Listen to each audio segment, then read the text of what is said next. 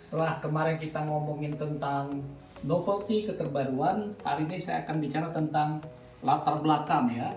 Latar belakang. Jadi atau background ya, atau background. Jadi kita tahu bahwa penelitian itu ada deskriptif, ada analitik ya. Analitik sudah kemarin ya di awal ya. Yang deskriptif itu ada 7 gitu ya.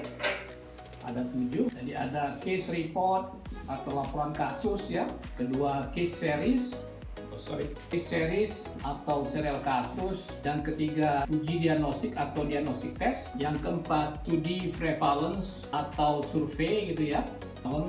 Atau survei. Yang kelima DDD, Defined Daily Dose. Yang keenam DUS, Drug Utilization Study atau rasionalisasi penggunaan obat tadi gitu ya. Yang terakhir adalah secular trend analysis ya. Ada 7 gitu ya. Jadi yang 3 ke bawah ini benar-benar bidang farmakologi ataupun farmasi gitu ya. Tapi kalau bidang lain mau ikut ya nggak apa-apa ya, farmasi gitu ya. Nah, yang akan saya bicarakan adalah yang case series dan uji diagnostik ini yang paling banyak yang dilakukan di bidang kedokteran dan kesehatan gitu ya. Case series dan uji diagnostik. Nah, yang analitik hari ini kita akan bicara ini. Yang analitik ada 2 gitu ya, observational study, studi, dan satu lagi eksperimental gitu ya, eksperimental. Ini nanti kita bicarakan dulu yang 2 pertama saya ini ya, eksperimental. Ini sudah seperti saya ngomong kemarin, observational ini ada cross sectional, ada case control, dan ada cohort gitu ya. Sedangkan yang eksperimental ini ada yang in vitro, ada labor murni ya, in vivo pada binatang, in silico ini melalui komputerisasi yang orang ramai sekarang. itu ya, yang terakhir adalah RCT pada manusia. Jadi itu ya. Nah, jadi hari ini kita akan bicara dulu tentang serial kasus, ini dilanjutkan dengan uji diagnostik. Oke, jadi pertanyaannya apa itu serial kasus? Jadi kumpulan kasus gitu ya. Nah, syarat serial kasus dulu ya. Serial kasus di beberapa literatur dinyatakan bahwa ini merupakan studi awal ya, studi awal atau preliminary study, studi awal ya, atau preliminary study kalau faktor risiko atau disebut juga exposure atau paparan atau disebut juga independent variable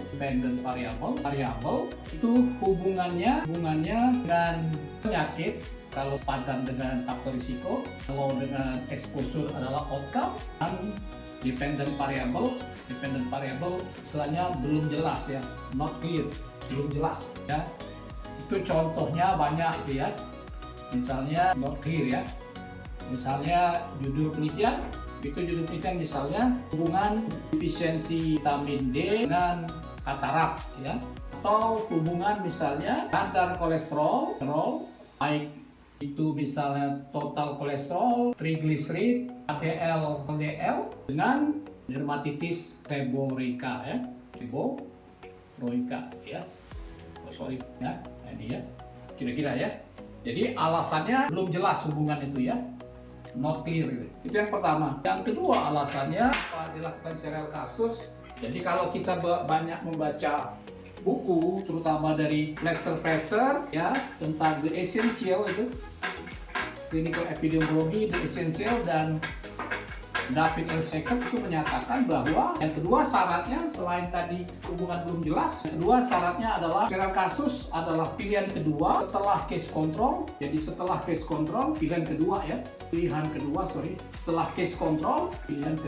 setelah case control untuk prevalence penyakit bawah 10% ya, atau disebut juga ini di beberapa buku ditulis juga atau world disease ya, perang ya. Lagi kalau sampai biasanya bukan di bawah 10% per mil ya. Kalau per mil biasanya pakai case report ya, world disease gitu ya. Jadi itu syarat kedua. Jadi pertama adalah hubungannya belum jelas, yang kedua adalah prevalence di bawah 10%. Nah, yang ketiga ini kadang-kadang dilupakan adalah karena alasan etik ya. Alasan etik itu kontrol tidak bisa dicari ya, atau diambil ya. tidak bisa ya. Dijadikan sampel. Misalnya yang paling populer adalah kasus untuk mereka yang di SP2, KFER itu SPUG KFER, itu kasus misalnya contoh kasus endometriosis ya. Kita tahu endometriosis, misal ini endometriosis itu diagnosenya melalui biopsi gitu ya.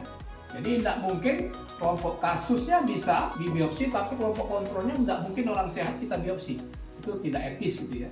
Jadi makanya untuk penelitian endometriosis rata-rata itu semuanya serial kasus ya.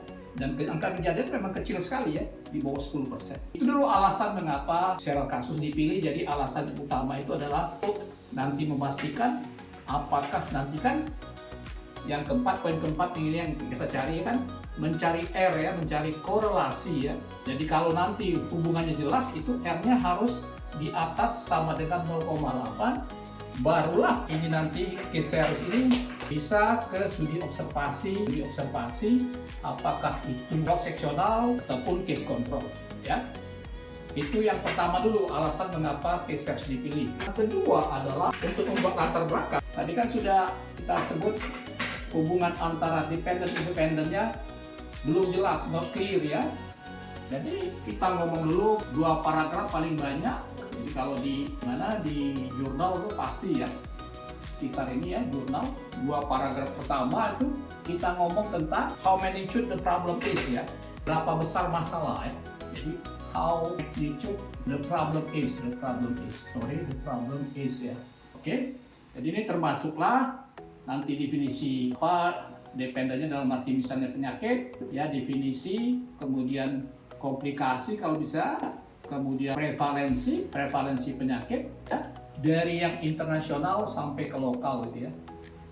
Jadi kalau kita buat proposal, jadi penguji tahu berapa besar masalah gitu ya dari sini ya. Oke.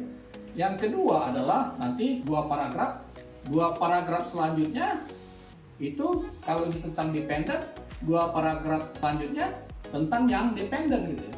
Dependent ya. Kemudian 2 paragraf selanjutnya masalah hubungannya ya, berdasarkan teori ataupun yang kita dapat dari jurnal-jurnal. Ini sudah tergambar di studi pustaka. Jadi istilah makanya orang ngomong runtut. Jadi di studi pustaka sudah ada yang detail di luar paragraf ini untuk menjelaskan hubungannya di mana gitu ya. Jadi untuk menjelaskan hubungannya di mana gitu ya. Hubungannya di mana gitu. Berdasarkan teori gitu ya. Hubungannya di mana ya. Baru yang terakhir, paragraf yang terakhir, jadi biasanya 7 paragraf kalau Anda membaca jurnal-jurnal yang sekarang, yang modern sekarang. Dan terakhir adalah alasan dilakukan penelitian. Itu yang novelty kemarin salah satunya ya. Alasan dilakukan penelitian, misalnya apakah tidak ada data ya. Jadi istilahnya di sini why this study is important. This study is important ya. Jadi apakah karena tidak ada data, misalnya no data ya. No data, kontroversi data misalnya ya. Kontroversi data, fulfillment new data, ataukah nanti terakhir spesifik local area ya. Oke. Jadi itu dulu, mudah-mudahan bertambah jelas ya. Jadi untuk mempermudah para mahasiswa, sejawat sekalian untuk menulis bagaimana menulis latar belakang untuk serial kasus. Terima kasih telah menonton, akan subscribe, like, and share. Ciao.